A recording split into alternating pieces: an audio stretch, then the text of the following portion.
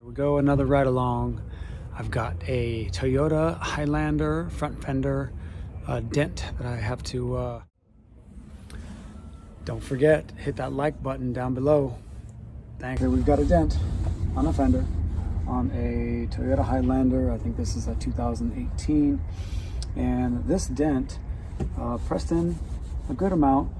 The dent traveled all the way up there and all the way down here. So it kind of dips down like this. And I've got to smash this crown down, bring it nice and flat all the way to the body line, duplicate this body line, and then clean up this whole area here.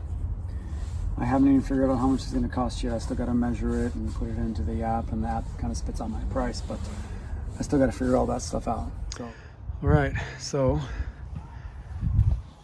it's moving along. I'm not even done yet, but I got the bulk of it. So remember this top part here? Now I got all these little ripples going on. I'm gonna get rid of all that. I'm gonna clean it all up. See, there you go, look at that. Not a worry. This I'm a little bit worried about. I'm still not done. I really haven't focused too much attention down there yet, but a little bit stressful, but this is moving along. I had to work into the night and like, yeah, bugs, it's cold. Got my super winter hat on.